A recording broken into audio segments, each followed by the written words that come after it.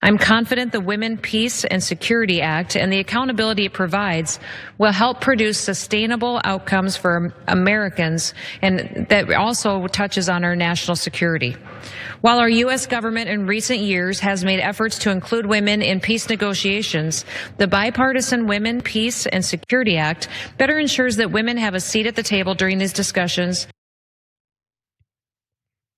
So that was 2017. And what I'm wondering is how the Women, Peace, and Security Act's co-sponsor, Kristi Noem, feels about fellow cabinet mate Pete Hegseth now axing the program that she once championed. So on X, Secretary of Defense Pete Hegseth announced very proudly that he was putting an end to the Women, Peace, and Security program at the Pentagon. So he wrote this morning, I proudly ended the Women, Peace, and Security WPS program inside the Department of Defense. WPS is yet another woke, divisive social justice Biden initiative that overburdens our commanders and troops, distracting from our core task, war fighting.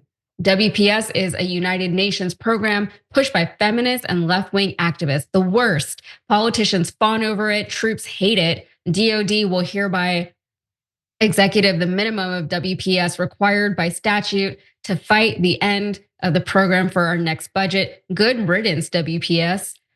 John, who was the president in 2017? Was it Joe Biden? I mean, it must have been, because Pete Hegseth is a genius who went to Princeton and totally isn't drunk. That's what he says. I mean, like, does he really not know that the program was created during and promoted by Trump during his first term? 2017, y'all, wasn't that long ago. So Trump signed the Women, Peace, and Security Act into law in 2017, and it was implemented at the state, defense, and homeland security departments under his direction. Listen to this. The bill that established the Women, Peace, and Security Program, a government-wide effort in the diplomatic and national security spaces to expand opportunities for women, was written by Homeland Security Secretary Kristi Noem when she served in the House, and co-sponsored by Secretary of State Marco Rubio when he served in the Senate. Noem had written a version of the bill in 2017 when she was in the House representing South Dakota. She wrote in the previous Congress in 2016 that the legislation ensures women have a seat at the table during peace negotiations through meaningful congressional oversight. Once it was passed by the House in 2017, then Speaker Paul Ryan, Republican from Wisconsin, held a rare signing ceremony and included Noem. Paul Ryan, man, that feels like a lifetime ago, because time isn't real. Anyway, National Security Advisor Michael Waltz even chaired the bipartisan House WPS caucus for several years. According to the Washington Post, the first Trump administration released a formal strategy with more specific instructions in 2019 to further fulfill the WPS's goals, aiming to promote the meaningful inclusion of women in processes to prevent, mitigate, resolve, and recover from deadly conflict or disaster, according to the Trump White House at the time. So Trump even included this program on his 2024 presidential campaign website as one of his achievements that benefited women. And Rubio touted it at a State Department event this month. Look at this. President Trump also signed the Women, Peace, and Security Act, a bill that I was very proud to have been a co-sponsor of when I was in the Senate. And it was the first comprehensive law passed in any country in the world. First law passed by any country anywhere in the world focused on protecting women and promoting their participation in society. Okay, again, that was this month. This is right now. So now this was just at the Pentagon. Either Noem or Rubio has stated, neither of them has stated whether they plan to end WPS at DHS or at the State Department. And a spokesperson for the State Department told the Washington Post that the Department of State is committed to implementation of the WPS Act and will continue to comply with all applicable requirements under the law. The State Department remains dedicated to empowering and protecting women and girls. But still, a lot of people are just confused about like how dense Pete Hegseth is being with his decision. And it was trending on X the other day. Like, what is he doing? Is he going for a DEI win? Because it's not really working. I mean, he's the Secretary of Defense. I do give him credit for specifying that the Department of Defense is about making war, which is, a little it goes against the name, right? But it is a bit of a misnomer for the entire department. John, what is happening? What is he doing? Who is he trying to win points with here? He's not even in an elected position. He's not like pandering for votes from anyone. Well, I mean, you can still pander.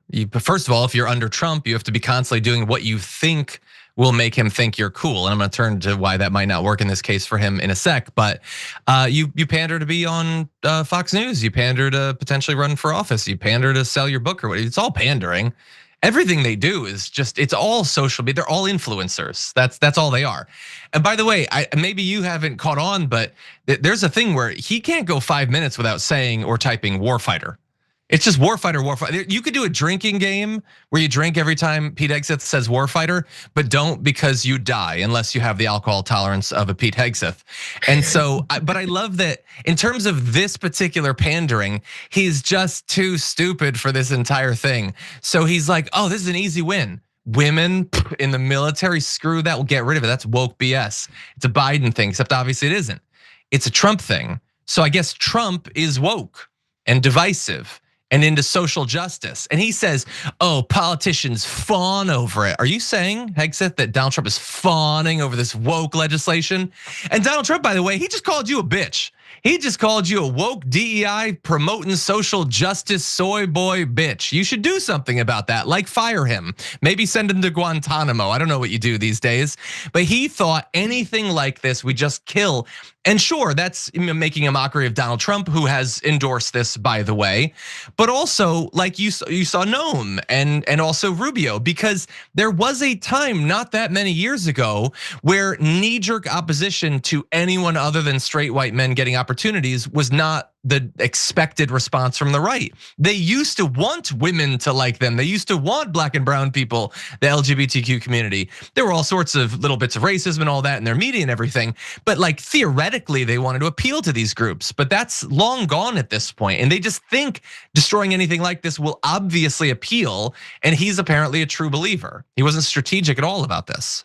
Yeah, and I mean, let's not get ahead of ourselves. We are going to be talking about influencers in this next story. But before we get to that, yeah, Pete Hegseth, and admittedly, yeah, I'm really not on X very often if I can avoid it, because I think it's a very scary place and it's very unhinged. And yep. But you're right, yeah. Pete Hegseth has referred repeatedly to the Department of Defense as the Department of War, and he is very just like straight, actually transparent about that for once. Not that I'm trying to give him credit, because I think it's all still so crazy, but that is nice to hear out loud, so that we're not all just going crazy in our own heads. Like, oh, is it really about defense, or is that really what we're doing on the national stage, or on the international stage, I should say? But Pete Hegseth, he has been in the news a lot lately, not just for this. There are rumors, or I guess it's been confirmed, because there's pictures of it, that he has hung pictures of his wife all over the Pentagon, which is sweet, maybe. I don't know what it is, but also his wife is very present in a lot of his very high level meetings, which is maybe concerning, but nobody seems to be making a big deal about it. So I guess maybe not. I don't know. Like, it's hard to tell what I'm supposed to feel ways about anymore, because everything makes me feel things and think things. And so, you kind of have to just prioritize things for the sake of your own sanity. So every time you ring the bell below, an angel gets his wings. Totally not true, but it does keep you updated on our live shows.